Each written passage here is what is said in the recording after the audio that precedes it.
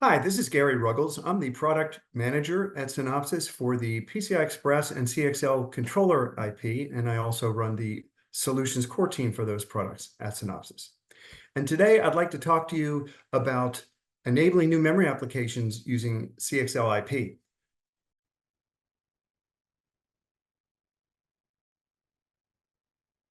So the basic flow is I'll show a couple use cases for CXL, including some new things that I think are pretty exciting.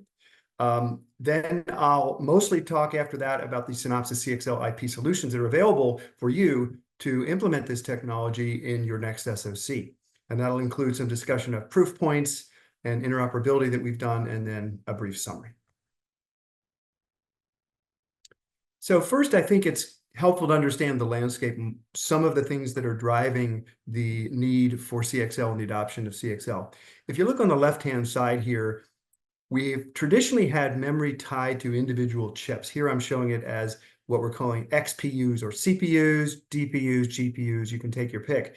But these chips would typically have memory either on the same SoC, in some case multi-chip modules where you might have HBM memory in the same package. But the point is the memory's tightly coupled to the chip themselves. And in the past, before CXL, a lot of this chip-to-chip communication was via something like PCI Express. So with this as kind of the backdrop, we have this center box showing the rise in CPU core count. So we're getting way more computing capability. This is going up like 3x from 2012 to 2020. And at the same time, the memory bandwidth per core is dropping. So in other words, we haven't been able to fit as much memory per core into these systems to keep up with how many more cores we can cram in.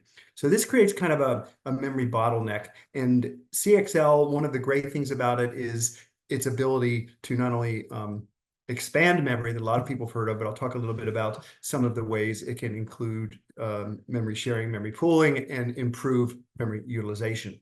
On the right-hand side, we're just looking at the hierarchy here of the response times, the access times for different kinds of memory, and seeing CXL falls somewhere in the middle. And of course, this depends on your system architecture and what you're using CXL for. If we're talking about attached memory through some of these CXL memory add-in cards or something, then this is probably a pretty good indication. If you're talking about CXL that you're accessing maybe in a multi-chip module, it'd probably be quite a bit shorter than this. Also, to put this in context, I think it's worth looking at some data that we have here at Synopsys that tells you about how quickly CXL is being adopted. So what we're looking at here is the number of cumulative CXL licenses that we have done at Synopsys over the years. So this is including PHYs and controllers, and it's including CXL2 and CXL3. So it's adding everything together. And if you look at what's happening here, this is actually super linear growth. So we're in a phase where not only is CXL use expanding, but it's expanding non-linearly. It's accelerating. So that's pretty exciting, particularly for an IP provider like Synopsys. But it does mean these applications are really starting to hit the mainstream. As of today, we now have over 170 CXL controllers and PHYs that we've licensed, including more than 40 already for CXL3. And we've also got over 35 with IDE. So even the encryption and security functions that are relatively new to the PCI Express and CXL standards are already supported for CXL3 here at Synopsys. I wanted to share this. You've probably seen this. If you're familiar with CXL, you've seen this slide showing the kind of waterfall of the features as they're added into the different CXL standards. So CXL 1.1, frankly, wasn't all that useful. It was basically device to host only. CXL2, the main thing it did was add switching. So that's what I have up here at the top. We could switch only a single level, and we could pretty much only switch one type of device. When we moved to CXL3, we added multi-level switching. We added multiple device types, so you could now switch CXL cache, CXL mem, CXL.io, and some peer-to-peer accesses were enhanced.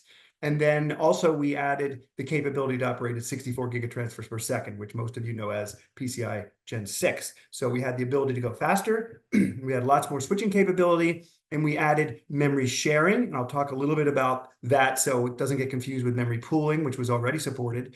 Some enhanced coherency. things like back and validate standards, things that were designed to give a degree of symmetric coherency to a standard that essentially was a host managed device coherency.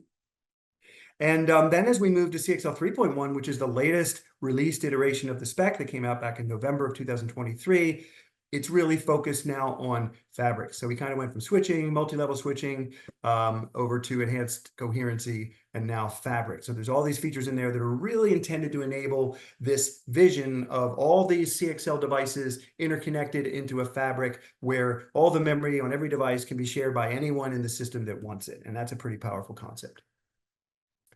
So if we look at this slide, it's just showing one kind of conceptual use case, and this has now been productized quite a bit as recently as the FMS 2024, which just happened. There were at least 4 vendors that I could see who were showcasing memory expansion cards or devices at that show. That included Marvell, Micron using microchip controllers, Samsung, and SK Hynix. And this is an illustration here of kind of one of the benefits of doing that. You might just say, hey, I have an SoC, I'm used to using DDR, why don't I just put more DDR controllers on here? I can always get more memory that way. And yes, you can, but there's some inherent limitations. One, these are very wide interfaces for DDR. They also tend to need to be the same kind. So you can't have like a mixture usually on the same ASIC of DDR5 and DDR4 and LPDDR, whatever you might want. And again, it's a wide interface, so it's a lot of wires. It gets a little hard to manage. So if you move to something that's a CXL enabled memory or storage device, which can also be an option, you open up a lot of possibilities. So instead of all these DDR controllers, you include these CXL interfaces on your ASIC. And you can see here, I've still got the DDR memory, but instead of putting more, I've added all these CXL interfaces. And now this is just a standard serial interface. So if I have a controller on the other side that understands CXL, it can be anything I want. It could be DDR, it could be some kind of flash memory, it could be any kind of persistent storage today or from the future, and these can communicate over CXL. And so it gives you this capability, and it even gives you kind of another neat capability that some of our customers have leveraged, where if you have these CXL interfaces on your SoC, yes, you could connect to a memory expander, but you could also connect just to another device using CXL to go from an SoC to an SoC. So you could multi-purpose these connections. So this is very powerful and gives us a lot of new and exciting memory options. So I mentioned that I'd look at this briefly. You've probably seen a slide like this. This is trying to show a concept of the memory sharing and memory pooling that was introduced in CXL 2 and 3. And here we're showing a CXL2 or CXL3 switch. I've adopted the nomenclature of 3.x. Already we've had 3.0 and 3.1. There's lots of ECRs that are going to become ECNs that probably will roll into a CXL 3.2. So from this standpoint, I'm calling it CXL 3.x. But what you can see here is we've got multiple hosts across the top of the switch, and then below the switch, all these different devices. And these could be any kind of devices, and they've all got memory on board. And the neat thing that CXL enables here is 2 kinds of memory efficiency improvements. One is what we call memory pooling, and that you can look at just as the color coding here. So device 1, for example, has got some of its memory that's being used by host 1. Some of it here is being shared by a couple other hosts here. Device 2 has got a mixture. It's got allocations to host 1 and allocations to host 3, and so on. So the point is the pooled memory is where you've taken your whole pool of memory and you've allocated some of it to this host and some of it to this host. The shared memory, in contrast, is where I've actually taken memory that's on one of these devices and I've said, you know what? This memory is going to be shared coherently among multiple hosts. So this host, for example, in the picture, host 3, has got a copy, shared 1 copy from here, shared 2 copy from here. Host N over here has got shared 1 copy also from here, and shared 3 copy. I mean, these are made up examples, but you can see this not only allows us to have memory pools, but also to share the memory. So when you put these concepts together with the multi-level switching and the fabric, which included the global fabric manager, the ability to have all these different devices connected, not just in a switch, but in these fabric arrays, you have the capability now to be highly efficient in your deployment of memory. So not only can I put more memory on my SoC in my device, but I can theoretically get a much closer to 100% utilization of that memory. Some companies have done studies where they've looked at this problem and found a shocking lack of use of memory in some of the servers. Because as I said on one of the earlier slides, when you have all the memory tightly coupled and allocated to a chip or to a module, that means that memory is only available to that device. And so if that device is only using 20% of that memory, guess what? 80% of that memory is unutilized in the system. So this kind of sharing and pooling allows us to take memory wherever it's available and use it wherever it's needed. So it becomes very efficient. Now, I wanted to share kind of another view here that I think is pretty cool. So it's getting a lot of press. You've certainly heard about all the excitement and buzz around AI. Maybe you're fortunate enough to have bought NVIDIA stock a while ago and you've made a ton of money. They've got their proprietary NVLink. And there's another thing that's been announced here called UA Link, which is Ultra Accelerator Link. The point is, this is a standard, and these are standards to allow accelerators to talk to each other in a very efficient way. So typically in these systems, we'll have multiple CPUs, we'll have switches or direct CPU to accelerator connections. These will typically be PCIe, they could be CXL, but they connect the accelerator, and then we've got some kind of connection among all these accelerators through switches or directly that's through something like UA Link, or in the case of NVIDIA, NVLink. But now the really exciting thing is even this has some limitations with respect to memory, because these accelerator chips have the same problem that I alluded to early in this discussion, which is they have a certain amount of memory. Usually it's HBM memory, and it's probably in a multi-chip module, and it's associated with this accelerator. So this accelerator has a certain amount of memory, this accelerator has a certain amount of memory, and so on. So what if you can use CXL, the way I showed in the previous slide, to basically come off of these accelerator chips using a CXL interface to some kind of a CXL memory device? I get two benefits. I get more memory per accelerator, and now, because of the way CXL does memory sharing, memory pooling, and multi-level switching, and all the other kind of things that are possible here, I potentially get much better utilization of available memory. So in these accelerators, if I've got memory that's just fixed with each accelerator, I have the same problem that I may not be utilizing nearly, only a small percentage of it instead of nearly 100%. So this enables a much more efficient utilization of memory. So now kind of segueing into how we can help enable customers to build some of these exciting devices. This is an old slide. I just put it in here to kind of put our benchmark of when we started this. So at Synopsys, we started our CXL IP development with an announcement in 2019 of a complete CXL IP solution, which meant PHY, controller, verification IP, and even a IPK, which is our IP development kit. So all this was available. You can see the press release we did here. We were able to get this kind of jump start on CXL because of a close relationship that we have with Intel. We started doing this when it was called Intel Accelerator Link, and it was only at version 0.7. So it allowed us to get a head start over our competitors. We developed a complete solution here. This was at the time of CXL 1.1, which quickly went to CXL 2.0. So if you look at the Synopsys offering for CXL, we now have 2.0 and 3.0. I often call this 3.x, again, because of the 3.1 and probably the upcoming 3.2. So we're compliant with CXL 3.1, 2.0, and of course, backward compatible to CXL 1.1 specifications with the cache coherency and all the features that are in there. And we also support IDE. So I have one slide to kind of show this in a little more detail, but we've got this as a block in here. So if you're building something and you need security, we can support that. We support device, host, and switch port modes. So that includes a dual mode, which allows you to switch between device and host within the same ASIC. So some of our customers will build a chip. They can then use that chip as a DUT for DUT testing, where one side is programmed as host, the other side device, and they can create a complete CXL link there.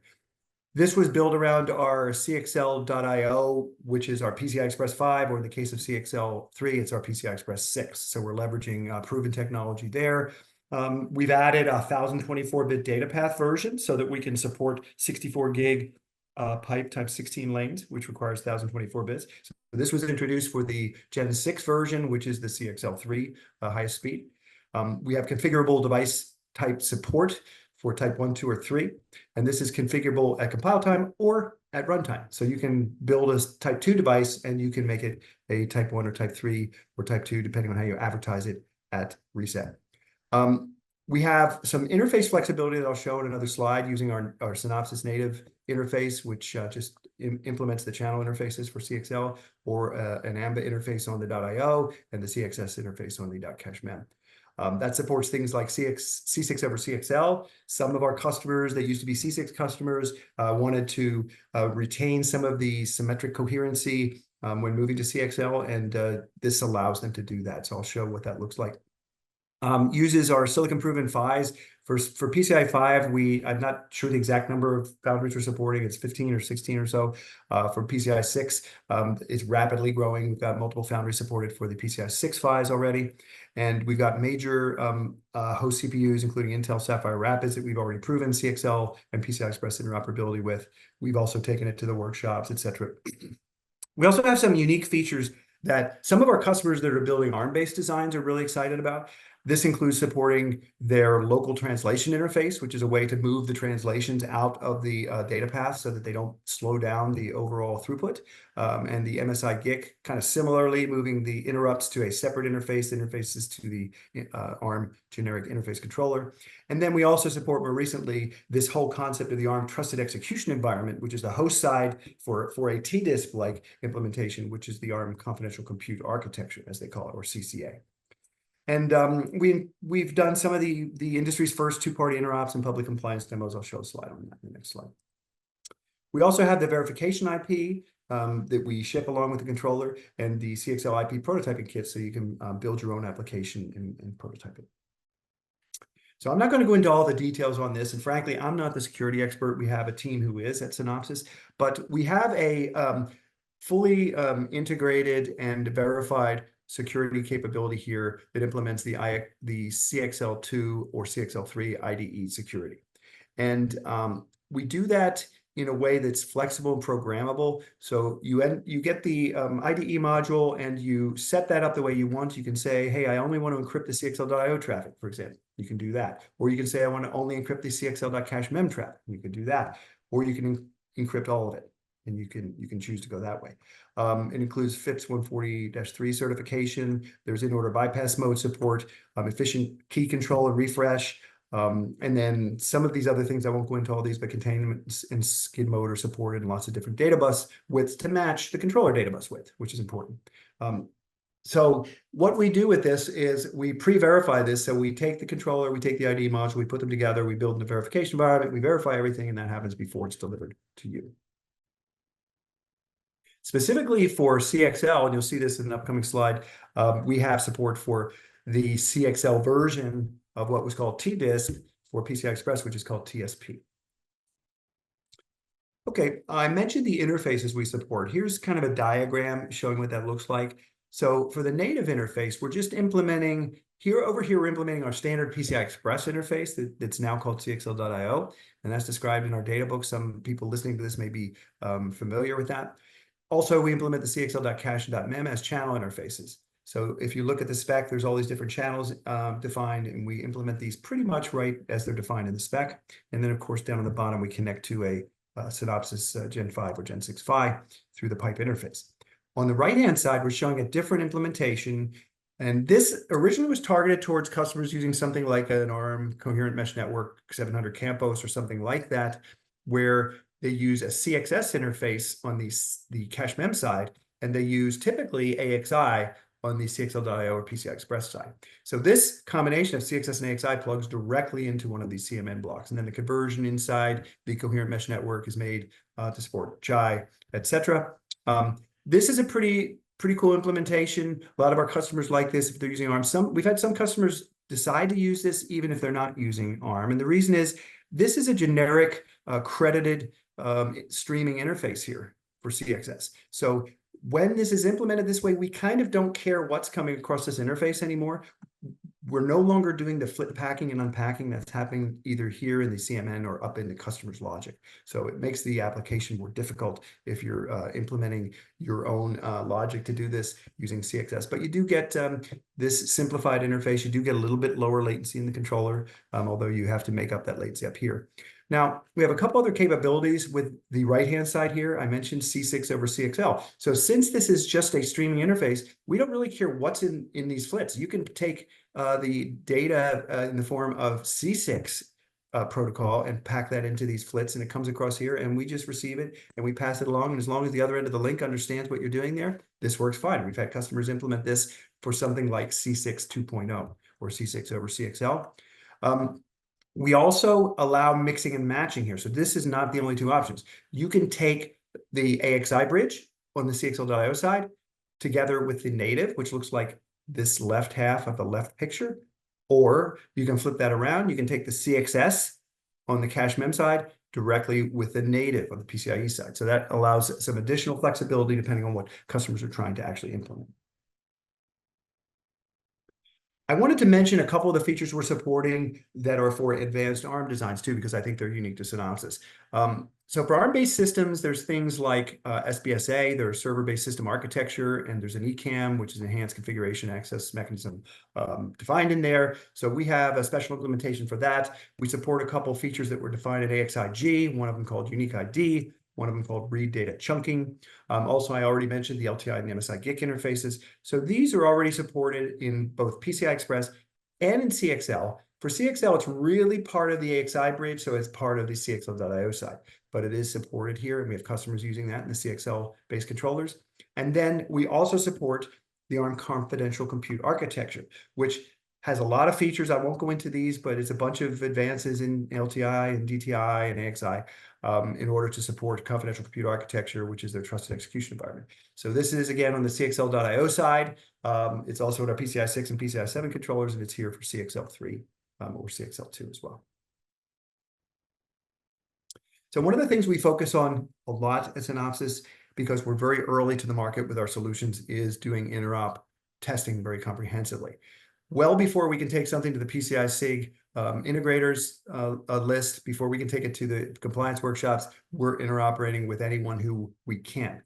So we've done this through the generations for Gen 4, we've done it for Gen 5. Now for Gen 6, if you're following what's happening, so far there's been a pre-FYI compliance event. So for PCI 6.0, there's only been a pre-FYI event. That means it's not even FYI yet, which is where we're working out the kinks with the test methodology, the test equipment, and the actual IP, and it's not then the real one that gets you on the integrators list. So there is no 6.0 integrators list. So far today, what we've done at Synopsys is we've taken our controllers, our RCN endpoint, and we've taken our PHYs, and we've gone through PCI 5.0 compliance using the 6.0 solution to get on the integrators list. So we've done that already. Currently, we've also gone to the pre-FYI compliance events. We're not allowed to talk about details of who we've interoperated or anything, but I can say this, that so far at the pre-FYI compliance events, Synopsys is the only PCI 6.x host that's been available. So everybody that comes there trying to work out their kinks and all that is plugging into the Synopsys host. And this is something that we typically see every generation because we're first with the host. We're one of the first with the actual standard compliance. And the reason I'm mentioning this, even though it's a PCI Express thing, is because this is an inherent part of CXL. CXL has to support PCI Express. In the case of CXL 2, it has to support PCI 5, and CXL 3 has to support PCI 6. We are the only PCI 6 system that we're aware of that's interoperated with the Intel Gen 6 test chip. We did that at the Intel Innovation Forum last year. And we've, as I mentioned, we passed PCI 5 compliance, and we've included on that our CXL 2 solution. So if you think about CXL, you have heard of the CXL integrators list, which is a new thing, but the CXL integrators list has a series of tests that test the CXL protocol. They don't test PCI Express at all. So even though you have to be supporting PCI Express, that still requires you to be on the PCI Express integrators list. So we're on both. And in terms of the compliance interrupt we've done, we have this system. I'm showing a block diagram here. We've talked to Intel Sapphire Rapids, and we've done protocol negotiation, cache compliance, algorithm 1A, and a bunch of other things. And we've done this as our own end-to-end link with all Synopsys IP. And then we went beyond that a couple years ago at SC22 in November, Supercompute. We took the same kind of system, but with a LaCroix exerciser and analyzer. So here we could not only exercise the compliance that's built into the spec, but also look at the link layer compliance tests as confirmed by the LaCroix. Here I'm just showing the results of this for CXL. There's not much on the integrators list yet, but I'm showing our 2 entries here. We're the only one that's a host N type 2 from an IP provider. And as I mentioned, we're already on the 5.0 integrators list. So this is an important proof point for customers implementing these systems. We also did the first 64 gig link up with a third party. And as I mentioned, we do these things early because there's very little IP out there. And this was one of the first things we could do, was linking up with Keysight. We went on over here on the right and linked up with Intel recently with our PCI 6 chip. And then I have in the middle here a CXL proof point, which is cool. It's the CXL2 switch chip from XConn. They're a customer of ours. They've announced that they're also going with us for their complete CXL3 solution as well. So they're providing some of this infrastructure that I showed in that previous slide that allows you to build these really cool systems. Then on the PCI 6 side, we've got a snapshot here, some of the integrator list entries. We've got 4 more now that we're on there for PCI 6.0.1. PCI 6 has evolved as well, as you may know, 6.0, 6.0.1, now 6.1 and 6.2. So we're compliant all the way up to 6.2 with the various errata, et cetera. Okay, so I want to just say something about CXL3 and 3.1 feature support at Synopsys, and then I'll wrap up with a summary. So there's a lot of features introduced in CXL3. We're supporting architectures that allow us to go from native by 16, by 8, by 4, by 2. As I mentioned, we have the native CXL support. We have the AXI plus CXS interface support, standard FLIT support, latency optimized FLIT support, which if you follow the spec, it's kind of the renaming of what was originally going to be 128-byte FLIT. They decided instead to put 228-byte FLITs into a 256 and call it 256-byte latency optimized FLIT. Device host and dual mode support and switch support. For CXL, switch support gets more complicated because they have hierarchy-based routing, which is kind of just the multiple levels of switches that we saw one level of switch in an earlier diagram. And then they have port-based routing, which is really what you need for these fabrics, where everybody gets a number and you can just send these packets wherever they need to go, or these FLITs. We support the back and validate and the cache scaling ECNs, multiple logic devices, and now we're supporting the low power mode L0P, which is a PCI 6 construct in CXL3 mode. So we also have the PBR support for endpoint, which is required for the Global Fabric Manager, and IDE for CXL3 native, as well as for this CXS interface. So you can get the IDE support for either one of those. I want to mention this last one because this can get really confusing. So there is something called UIO, direct peer-to-peer to host managed device memory, defined in 3.0 that requires UIO support for it to work. That's the way it was defined. So this means that you have to, when you're licensing IP from Synopsys or anyone else, you have to make sure the IP supports unordered IO, which was an ECN to the PCI 6 spec, or you won't be able to do this function for CXL3. Then CXL 3.1, there's a lot of stuff defined in there. Most of it doesn't really touch the controller kind of at the RTL level. It's more up in the application or even in the firmware or software. So what we've implemented is the support for the applicable errata. We have to implement that, and then we can say that we're 3.1 or 3.2. When that comes out, we'll do the same. There's something called direct peer-to-peer to CXL.mem. So this is a peer-to-peer mechanism from memory to memory, whereas the other one that I mentioned in this slide, this is for the CXL.io side, which is why it requires the UIO. Then this one, TSP, I mentioned, is similar to TDISC. This was defined in CXL 3.1. This is already supported in our controller. And then there are 2 more features that are being supported in our controller: extended metadata trailers and header logging. And just one other note, kind of a quirk here, when they went from 3.0 to 3.1, the port-based routing support specifically now calls out that it must support UIO traffic. So in 3.0, it didn't say that. So you could say it was ambiguous, but you could technically have PBR support in your solution without having support for UIO traffic. But now, as defined in CXL 3.1, you do have to have that specifically, and we do support that. So now looking at a summary, we have the broadest CXL IP portfolio available in the industry here with best-in-class performance. This includes complete solutions, PHY, controller verification IP, IP prototyping kits, and IDE security solutions for both CXL2 and 3.x. We've got the PHYs now for 64 gig and 32 gig. Those are proven in silicon. We were the only early contributor for CXL, giving us a jump start, which is why we're so far ahead here. So if you look at the number of licenses, 170 CXL licenses, we've got over 450 PCI 5. We're now actually already at 90 PCI 6 licenses, including 40 for CXL 3 and 3.1. So this is really an indication of how quickly this stuff is rolling out. And in this number here, I'm counting the CXL 3 licenses since they have to support PCI 6. We've got multiple licenses for CXL3, including IDE. We've got lots of customer proof points now for our 1 gigahertz timing closure at 32 gig. which is 32-bit pipe, and at 64 gig using 64 pipe. I mentioned that we have the switch port support. That's both for the hierarchical-based routing and port-based routing. Optimal data path architectures, I mentioned, from 128-bit all the way up to 1024-bit. And then we have the core consultant tool. If you're familiar with the Synopsys cores, you know you have this ability to go to your desktop, configure the core, try things out, simulate, get results, and do rapid comparisons of what works best, and make tweaks to your configuration. We've got a very advanced debug error injection statistics features that have been in part of our controllers for a long time, and we've added CXL extensions to those to make it even more useful. These low latency interface, the native interface, as well as AMBA, and then the advanced ARM features that I had mentioned. So that about wraps it up. So if you want to find out more about the Synopsys CXL IP solutions, please contact your Synopsys sales rep or FAE. And if you're not sure about who that is, or if you'd like to contact me, you're welcome to. My name again is Gary Ruggles, and you can reach me at ruggles@synopsys.com. So that's it. Thank you very much for watching.